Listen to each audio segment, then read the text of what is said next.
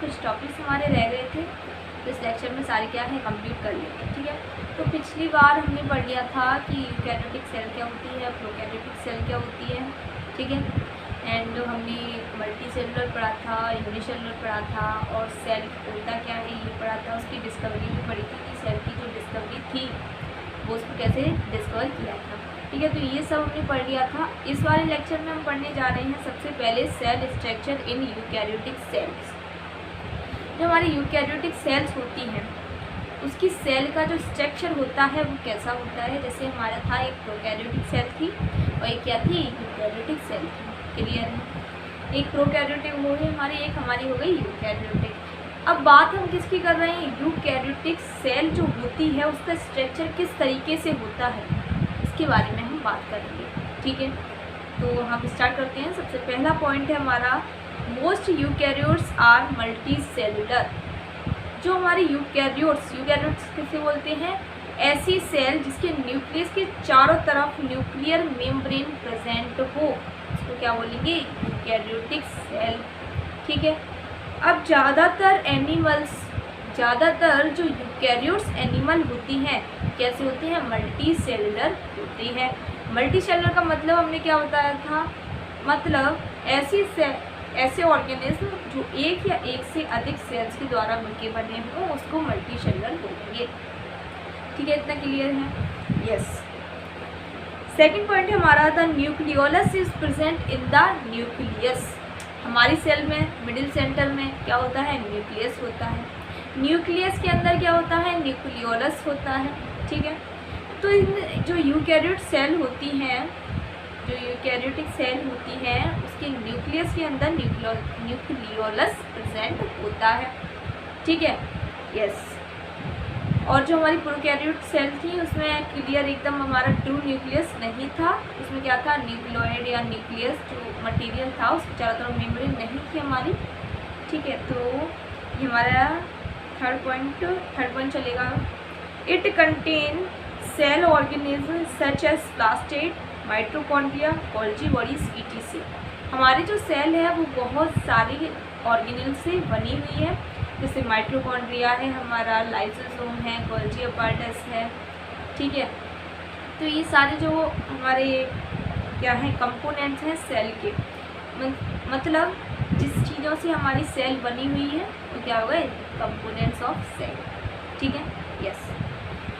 हमारा fourth point कह रहा है हमसे, fungi plant and animal cells are eukaryotic.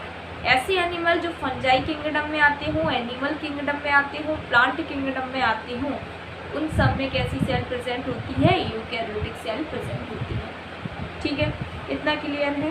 Okay, now we talking about the components of cell. Means जो हमारी सेल है क्या है, हमारी जो हमारी बॉडी की सेल है, किसी भी ऑर्गेनिज्म की बॉडी की जो सेल है वो किन किन चीज़ों से बनी हुई है, उसके क्या क्या कंपोनेंट्स हैं, उसको क्या बोलती हैं, उसके सेल कंपोनेंट बोलती हैं। सबसे पहला पढ़ने जा रहे हैं हम सेल मेम्ब्रेन। ठीक है, सेल मेम्ब्रेन क्या होती है पढ़ लेते हैं। The outer boundary of cell enclosing nucleus and cytoplasm is called the cell membrane और प्लाज्मा मेम्ब्रेन। मतलब कोई भी हमारे पास क्या है, सेल है, उसके चारों तरफ जो सेल है वो किस लेयर से कवर है, किस चीज़ से कवर है, मतलब एनवायरनमेंट और जो अंदर की जो सेल है उसके बीच में क्या प्रेजेंट है, कौन सी वो लेयर है या मेम्ब्रेन बोलते हैं हम, तो उसको क्या बोलेंगे, सेल मेम्ब्रेन। उसको पढ़ लेते हैं according to language. The outer boundary mean cell की जो आउटर बाउंड्री होती है इंक्लोजिंग न्यूक्लियस एंड साइटोप्लाज्म, जो न्यूक्लियस और साइटोप्लाज्म को अपने अंदर इंक्लोज रखती है, इज कॉल्ड सेल मेम्ब्रेन। उसे क्या बोलते हैं, सेल मेम्ब्रेन बोलते हैं। और सेल मेम्ब्रेन का सेकेंड नेम है हमारा प्लाज्मा मेम्ब्रेन। ठीक है, यस। सेकेंड पॉइंट देखिए, the cell membrane separate cell and its component from the outside environment. जो हमारी सेल मेम्ब्रेन होती है वो सेल के जो अंदर के जो कंपोनेंट्स होते हैं उनको इन्वायरमेंट से क्या करती है, सेपरेट करती है। ठीक है। इन्वायरमेंट से क्या करती है, सेपरेट करती है। मीन्स वो मिडिल वाला जंक्शन का काम करती है कि एक तरफ हमारा इन्वायरमेंट हो गया, एक तरफ हमारा सेल मटेरियल हो गया, ठीक है। Yes, outside environment also it separate cells from one another. और ये क्या करती हैं, जैसे हमारे पास एक सेल है और दूसरी सेल है, उन दोनों में सेपरेशन कौन बनाए रखता है, मेम्ब्रेन, सेल मेम्ब्रेन। ये वाला है हमारी दूसरी सेल, ये दूसरी सेल, और चारों तरफ क्या है, सेल मेम्ब्रेन है। तो उसमें क्या हो गया, दोनों सेपरेशन हो गया, ठीक है। तो इतना ये हमने सेल मेम्ब्रेन के बारे में हमने क्या है पढ़ लिया। अब नेक्स्ट पॉइंट देखते हैं। The cell membrane is porous to specific ions and organic molecules and control the movement of substance in and out of the cell। जो हमारी सेल होती है उसमें बहुत सारी सबस्टेंस अंदर आती हैं, बहुत सारी सबस्टेंस क्या है, बाहर जाती हैं। तो जो सेल मेम्ब्रेन होती है वो कुछ सबस्टेंस को अलाउ करती है अंदर आने के लिए, कुछ को नहीं करती, ठीक है। कुछ को बाहर जाने देती है और कुछ सबस्टेंस को बाहर नहीं जाने देती। तो ये जो सारा वर्क है किस पर डिपेंड करता है, हमारी सेल मेम्ब्रेन पर डिपेंड करता है, ठीक है। जो सबस्टेंस के मूवमेंट को क्या करती है, कंट्रोल करती है, जो सबस्टेंस के मूवमेंट को कंट्रोल करती हैं सेल के अंदर या बाहर जाने में, ठीक है। Therefore the cell membrane is selectively permeable. इसीलिए हम जो सेल मेम्ब्रेन होती है उसको क्या बोलते हैं, सिलेक्टिवली परमिएबल मेम्ब्रेन, ठीक है। कि वो कुछ सिलेक्टेड सबस्टेंस को अंदर आने देती है, कुछ सिलेक्टेड सबस्टेंस को बाहर जाने देती है, ठीक है।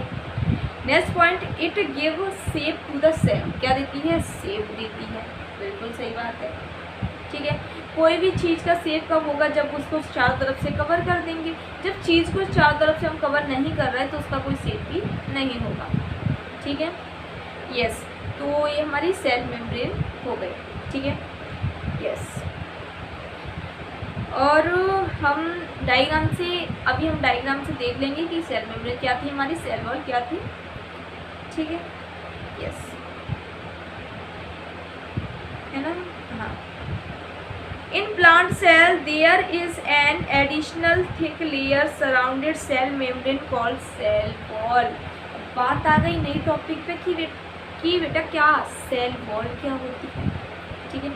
सेल मेम्ब्रेन पढ़ चुके, ठीक है। सेल वॉल क्या चीज़ है, ठीक है, न्यू चीज़ है सेल वॉल, देख लेते हैं उसको।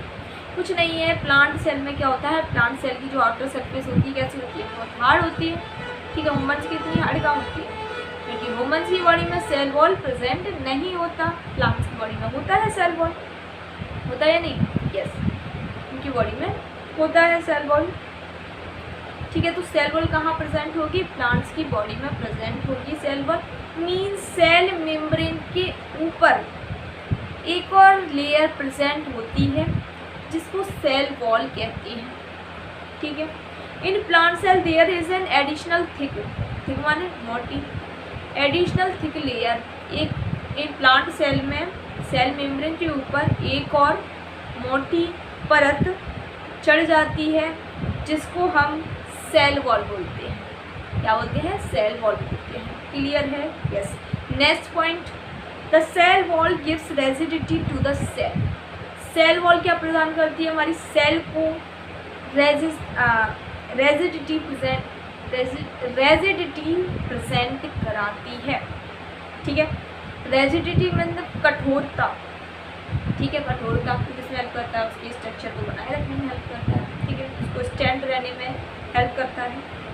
सेल वॉल क्या देती है, हमारे प्लांट्स की जो बॉडी होती है उसको क्या कठोरता प्रेजेंट कराती है, ठीक है। Third point, it protect the plant cell. क्या करती है, ये प्लांट सेल को प्रोटेक्ट करती है अगेंस्ट डिफरेंट इन्वायरमेंटल कंडीशन। अब हमारी क्या बात होती है कि हमारे जो प्लांट्स ट्रीज हैं वो कपड़े तो पहनते नहीं, कपड़े पहनते हैं, किसने प्लांट्स को कपड़े पहनता हुआ दिखाऊँ, बिल्कुल। तो उसकी जो क्लाइमेटिक कंडीशन हमारी चेंज होती रहती है, टेम्परेचर चेंज होता रहता है, कभी ज़ोर से हवा चलती है, कभी धीरे से, तो क्या है प्लांट बॉडी पर इफेक्ट ना पड़े इसलिए सेल वॉल प्रेजेंट होती है, ठीक है, जो उसकी कंडीशन का सामना करने में हेल्प करती है, कौन, cell wall. Like high wind speed, atmospheric pressure, तो ये सारा घटता बढ़ता रहता है, तो इसको मेंटेन करने में हमारी सेल वॉल हेल्प करती है। ठीक है, यस। अब बात करते हैं हम साइटोप्लाज्म की कि साइटोप्लाज्म हमारा क्या है। ठीक है, yes. It is a jelly like fluid present between nucleus and cell membrane. हमारी सेल मेम्ब्रेन की आउटर कवरिंग, ठीक है, आउटर कवरिंग थी, जंक्शन का काम कर रही थी इन्वायरमेंटल में और सेल के अंदर चीज़ों में। ठीक है, तो it is a jelly like fluid. Jelly like एक फ्लूइड है, फ्लूइड मतलब एक लिक्विड है, present between nucleus and cell membrane. कहाँ प्रेजेंट होता है? न्यूक्लियस सेंटर में, सेल मेम्ब्रेन आउटर कवरिंग, उसके बीच में जितना भी हिस्सा हमारा बचा उसमें क्या होता है? साइटोप्लाज्म प्रेजेंट होता है। ठीक है, yes. Organelles like chloroplast, mitochondria, Golgi apparatus, ribosomes are dispersion in cytoplasm. हमारे और भी ऑर्गेनेल्स होते हैं, सेल ऑर्गेनेल्स। हमारा माइटोकॉन्ड्रिया होता है, हमारा गोल्जी अपार्टस होता है। तो ये जो सारे सेल ऑर्गेनेल्स हैं वो साइटोप्लाज्म में फैले रहते हैं। ठीक, बीच में क्या है? न्यूक्लियस। जैसे मान लो दिस इज अवर सेल, ठीक है, दिस इज अवर सेल। यहाँ पर बीच में क्या है? न्यूक्लियस है। ठीक है, और ये जो चारों तरफ है वो हमारी क्या है? लेयर हो गई। क्या हो गई? हमारी लेयर हो गई। कभी ये बीच में तो जो हमारा क्या है? न्यूक्लियस, एंड ये हमारे चारों तरफ क्या हो गई? लेयर। तो इसका जितना भी ये पार्ट बचा वो क्या हो गई? साइटोप्लाज्म। समझ में आ रहा है या नहीं आ रहा? ठीक है, समझ में आ रहा है? ठीक है, तो उसमें क्या है? ये जो जितने भी हमारे सेल ऑर्गेनेल्स बचे उसमें डिस्पर्सन रहते हैं, मीन्स इसमें फैले रहते हैं। नेक्स्ट हमारा आता है न्यूक्लियस। हमने देखो क्या क्या पढ़ लिया? सेल मेम्ब्रेन पढ़ ली, सेल वॉल पढ़ ली, साइटोप्लाज्म पढ़ लिया। बात कर रहे हैं न्यूक्लियस। ठीक है, nucleus generally it is spherical in shape and located in the centre of cell. क्या होता है?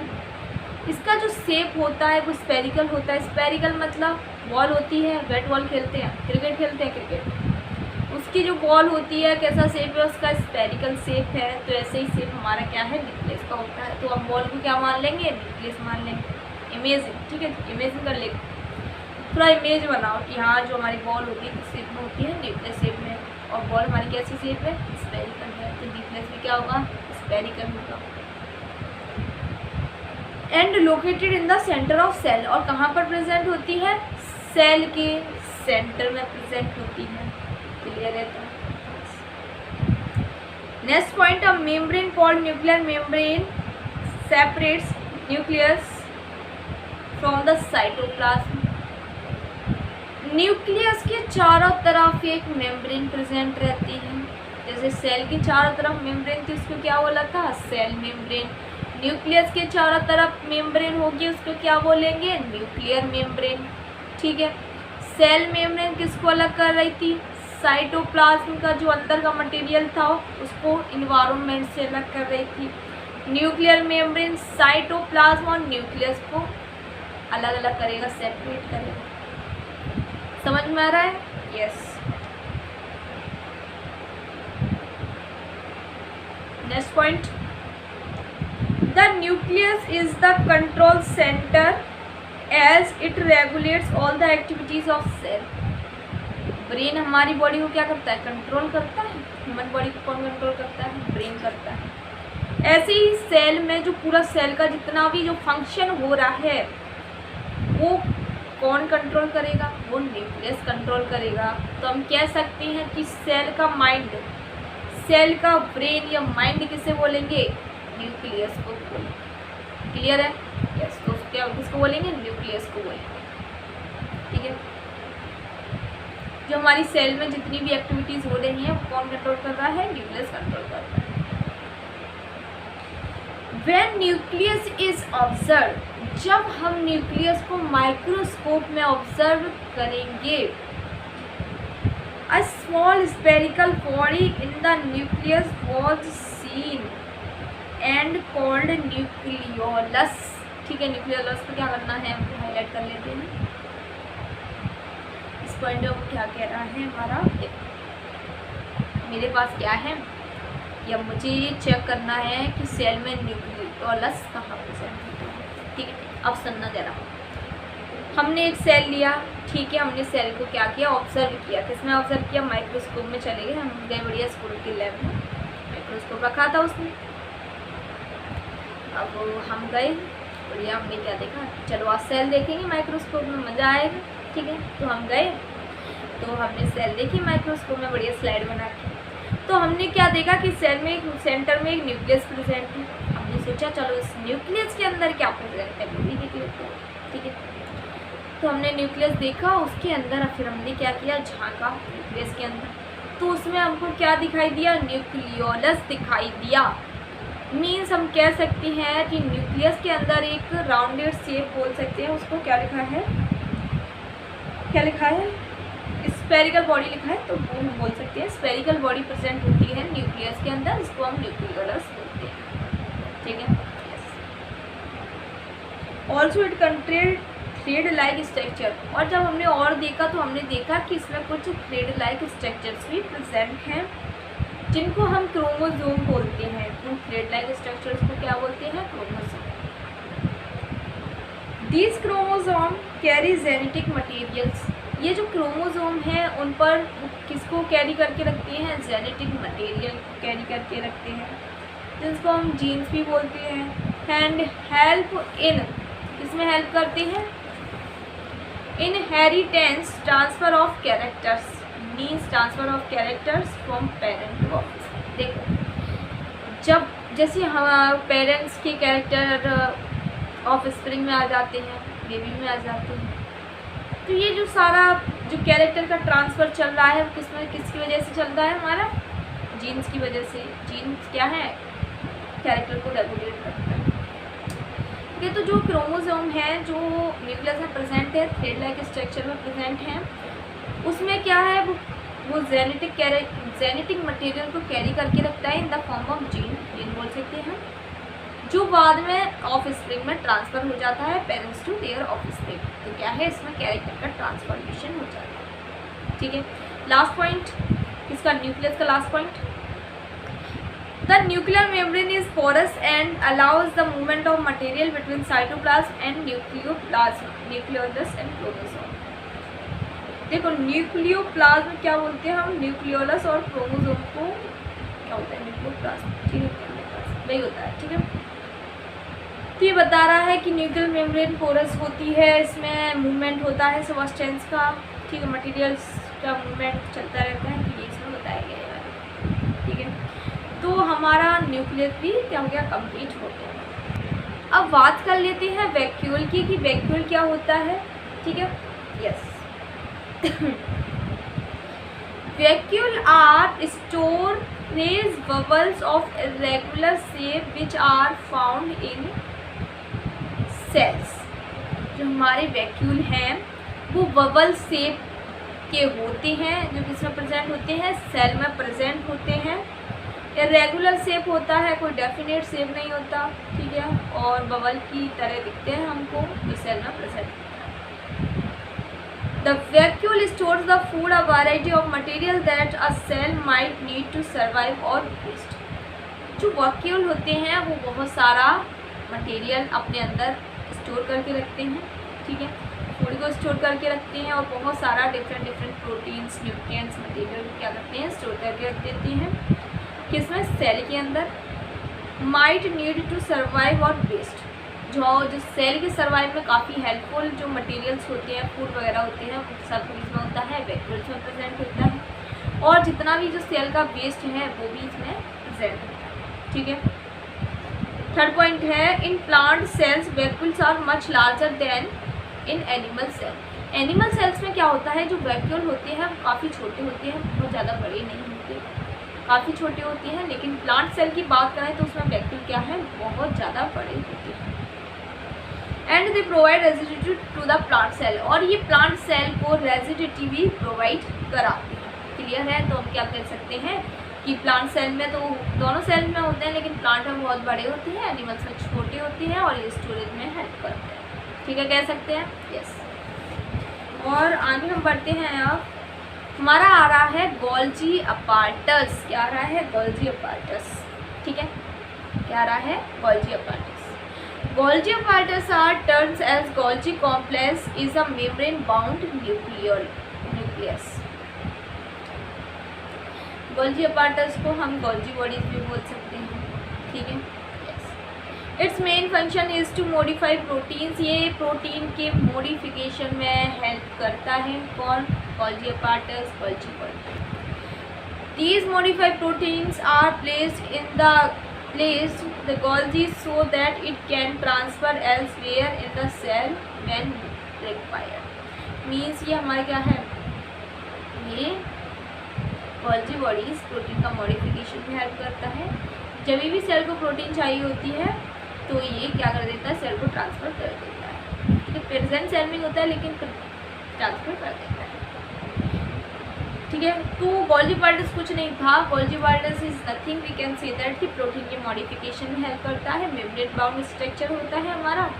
ठीक है, प्लांट और एनिमल सेल दोनों में प्रेजेंट होता है. ठीक है, इतना काफ़ी है according to your standard. Yes, and according to your syllabus. Endoplasmic reticulum के बारे में पढ़ लेते हैं. Nothing is that, it is nothing, everything is easy, बस you have to understand that what you are going to read. Okay, yes. ER की बात कर लेते हैं. एंडोप्लाज्मिक रेटिकुलम होती है, 2 टाइप्स की होती है. एक स्मूथ एंडोप्लाज्मिक रेटिकुलम, एक rough endoplasmic reticulum. It is a membrane organelle. क्या होता है, मेम्ब्रेन बाउंड होता है, मीन्स चारों तरफ मेम्ब्रेन से घिरा होता है. It is found in all eukaryotic cells. ये सभी यूकैरियोटिक सेल में प्रेजेंट होता है. यूकैरियोटिक सेल क्या थी, ऐसी सेल जिनके न्यूक्लियस के चारों तरफ न्यूक्लियर मेम्ब्रेन प्रेजेंट होती है, उनको यूकैरियोटिक सेल बोलते हैं. क्लियर है? Yes. Third point, the year is divided into 2 types. हमने पहले ही बता चुके हैं, 2 टाइप्स में डिवाइड कर सकते हैं based on their physical and functional property. किसके बेसिस पे डिवाइड किया, फिजिकल और फंक्शनल प्रॉपर्टीज़ के बेसिस पर. एक हमारा हो गया SER, स्मूथ एंडोप्लाज्मिक रेटिकुलम. हमारा हो गया RER, rough endoplasmic reticulum. Smooth endoplasmic reticulum के बारे में पढ़ लेते हैं. It synthesized and secretes protein in the cells. ये क्या करता है, प्रोटीन के सिंथेसिस में हेल्प करता है, मीन्स प्रोटीन को बनाने में हेल्प करता है. ठीक है, सिंथेसाइज एंड सीक्रेट्स प्रोटीन, और प्रोटीन का सीक्रेशन में हेल्प करता है इन द सेल. किसमें, सेल के अंदर. मीन्स हम कह सकते हैं कि जो रफ एंडोप्लाज्मिक होता है वो प्रोटीन्स के सिंथेसिस में हमारी हेल्प करता है. स्मूथ में देख लेते हैं. इन्वॉल्व्ड इन, क्या करता है, involved in synthesis of phospholipids and male lipids in cell membranes. Involves, ये किस में हेल्प करता है, synthesize of phospholipids. The male lipids is called membrane. अब देखो समझ लो आप. ठीक है, involves in the synthesis of phospholipids, the male lipids in the cell membranes and are very important in the process of. जो स्मूथ एंडोप्लाज्मिक हमारा होता है वो फॉस्फोलिपिड या लिपिड वगैरह में सिंथेसिस में हेल्प करता है, जो हमारी सेल मेम्ब्रेन के लिए काफ़ी इम्पोर्टेंट होता है. ठीक है, और वो मेटाबॉलिज्म ठीक रखेगा. हमारा यही फंक्शन होता है कि सेल में कोई गड़बड़ ना आए, सारे फंक्शन चलते रहें. Second point, they also transport the products of the rough endoplasmic reticulum. कि कभी कभी क्या करता है, ज़्यादातर क्या करता है, जो रफ एंडोप्लाज्मिक का जो प्रोडक्ट होता है, मीन जो प्रोटीन का जो सीक्रेशंस होता है, rough endoplasmic reticulum products of the जो स्मूथ एंडोप्लाज्मिक रेटिकुलम होता है, वो कभी कभी रफ एंडोप्लाज्मिक रेटिकुलम के जो प्रोडक्ट होते हैं उनके ट्रांसपोर्ट में हेल्प करता है to other cell part like Golgi apparatus. एक जगह से दूसरी जगह ले जाने में, ट्रांसपोर्ट में हेल्प करता है. ठीक है, यस. तो ये हमारा क्या था, अब देखो समझ लेते हैं हम. हमारा जो एंडोप्लाज्मिक रेटिकुलम था उसके 2 पार्ट्स हो गए, एक रफ एंडोप्लाज्मिक, एक हमारा स्मूथ एंडोप्लाज्मिक. रफ क्या करता है, प्रोटीन के सिंथेसिस में हेल्प करता है. स्मूथ क्या करता है, हमारा लिपिड्स, फॉस्फोलिपिड, इनके सीक्रेशन में हेल्प करता है. और कभी कभी हमारा smooth endoplasmic reticulum rough endoplasmic reticulum की हेल्प करता है उसके ट्रांसपोर्ट में, एक जगह से दूसरी जगह में इन सेल. किसकी बात कर रहे हैं, सेल के अंदर की बात कर रहे हैं. ठीक है। लाइसोसोम काफ़ी इंटरेस्टिंग है, पढ़ लेते हैं इसको।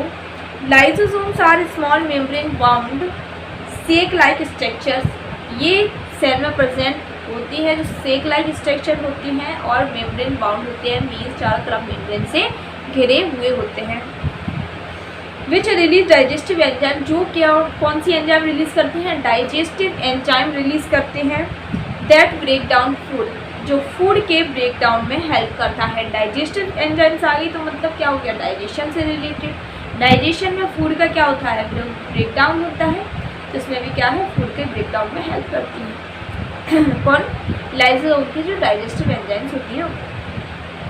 कभी कभी पूछ लेता है कि सेल के कौन सा पार्ट है जिसमें डाइजेस्टिव एंजाइम प्रेजेंट होती है, ठीक है, तो उसको बोल देंगे हम लाइसोसोम, ठीक है। जहाँ से डाइजेस्टिव एंजाइम रिलीज होती है या प्रेजेंट होती है तो वो क्या बोलेंगे, लाइसोसोम बोलेंगे। नेक्स्ट पॉइंट देख लेते हैं, they also remove the old and damage और dead organelles from the cell, ये क्या करते हैं, लाइसोसोम क्या करते हैं, सेल की सफाई में हेल्प करते हैं। सेल में जो भी मटेरियल हमारा बिना काम का होता है, मर जाता है, या कोई सेल ऑर्गेनिज्म डैमेज हो जाता है, तो लाइसोसोम क्या करता है,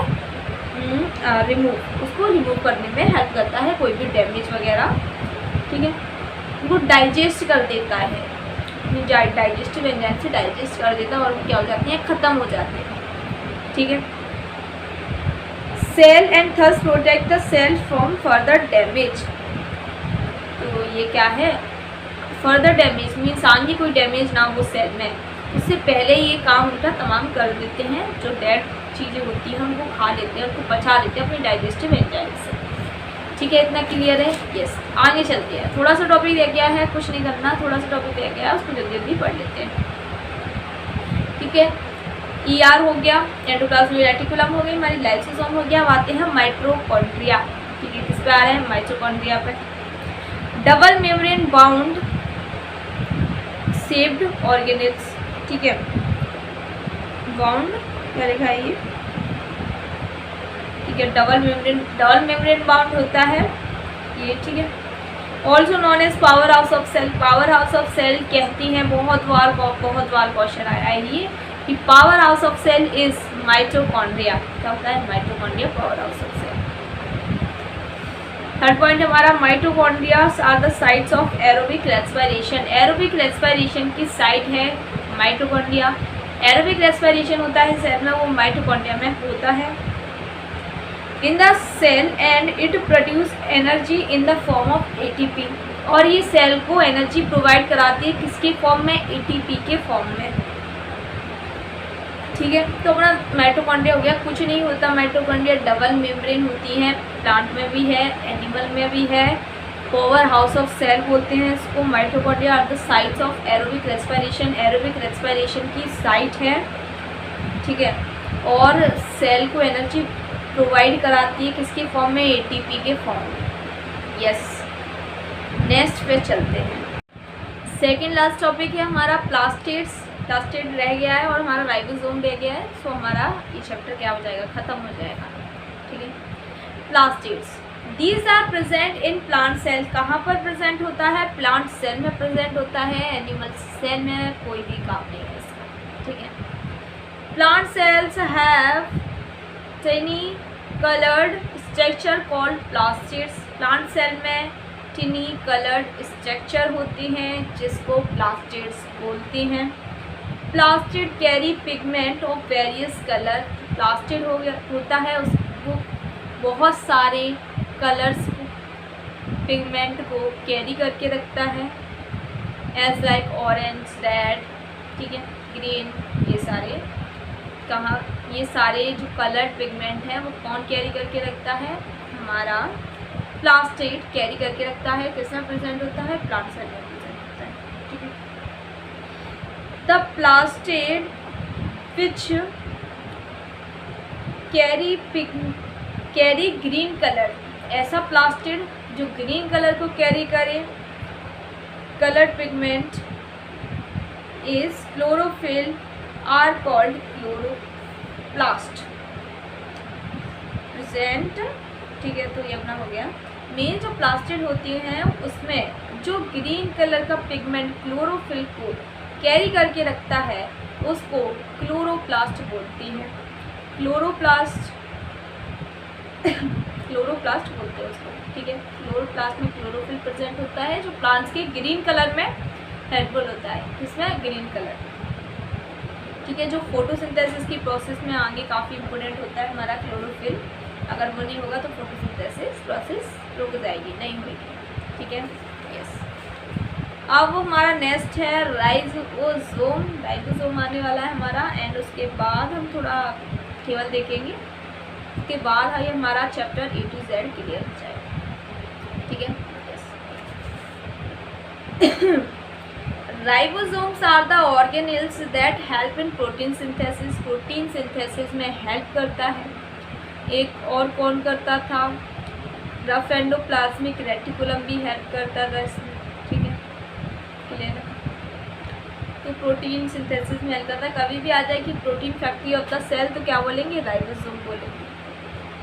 protein is required for many cells activities such as damage, repairs and other chemical. हमें मालूम है कि जो प्रोटीन होती है वो हमारी बॉडी के लिए काफ़ी इंपॉर्टेंट होती है, तो हमारी सेल के लिए भी काफ़ी इंपॉर्टेंट रहेगी। जो प्रोटीन होती है वो सेल के रिपेयरमेंट में हेल्प करता है।